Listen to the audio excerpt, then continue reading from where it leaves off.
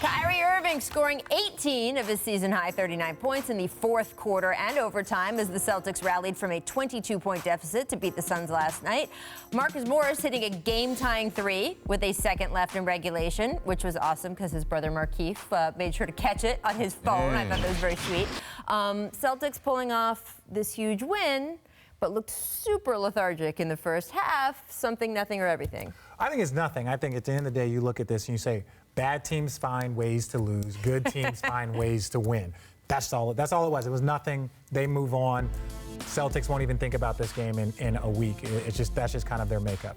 I think it's nothing. Obviously, the Celtics are 25 points better than this team at any half, and they came out and proved it last night. Yeah, no, I mean, it's just a weird game. You didn't feel Boston was really in it in the first half, and then the Suns, shouldn't they be better than this if they have a lead like this? But those two young players, and they haven't quite figured out. I mean, the point guard issue is young still there. Players don't know how to win yet, and they have a #1 pick. But he's a big man. He needs someone to feed him. They have no one. They have Cannon started for them at their point guard spot. There's just no one there to feed and deliver and like, hey, Devin, slow down. You're not going to play point. You know, because that's like making Clay play point. Clay's going to try and shoot it every time. Well, in today's game, it's very difficult to keep feeding the big guy, because the game is moving so fast. And anytime you take that time out to throw the ball into him, it really hurts your momentum. But that team, the Phoenix Suns team won't be great, and I don't know if it's ready this year, until he gets 25 touches a game. Like, you tell me that Tim Duncan, if he were to show up today, wouldn't help change the game. Like, you can still win, you can still move, you can still shoot a lot of threes, but when you have a big man, and if he can shoot 60+%, make 78 to 80% of his free throws, that's super efficient. So you got to give it, because every team is trying to shoot threes, but not every team can win that way. Exactly. It's almost like they could have drafted De'Aaron Fox a couple years ago. Ooh. That could have done something for them, too.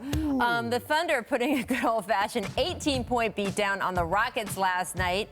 You know, Russell Westbrook loved that from the bench. Paul George leading the way, 20 points, 11 rebounds, 6 steals, and OKC has now won 7 straight games since starting the season 0-4.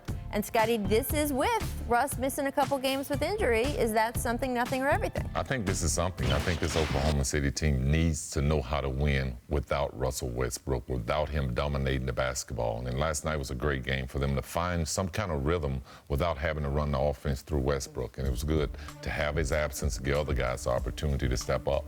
Numbers are pretty stark. Oh, yeah, no, it's a big difference. But, again, Paul George has been in that space where, like, you're the go-to guy. You need to help lead us to the playoffs. So I think this helps him get a little bit of a rhythm and just kind of get that consistency for the rest of the team and understand how, hey, we can all score. We don't need Russell to feed us every single play. We can all do things and contribute. And don't get me wrong, Dennis Schroeder is a very good point guard. Yeah. He's a very good point guard, and he's a very good backup point guard also. And I think this year pace plays better for the team, you know, with the absence of Westbrook. Guys can feel more comfortable out on the court. I think Westbrook really pushes them, forces them to have to run the court, but also he forces them to play at a different tempo. Yeah, I mean, look, we're seeing when you bring in a guy like Schroeder in, and they did it just for this reason. When Russ is out, this has been really good for them.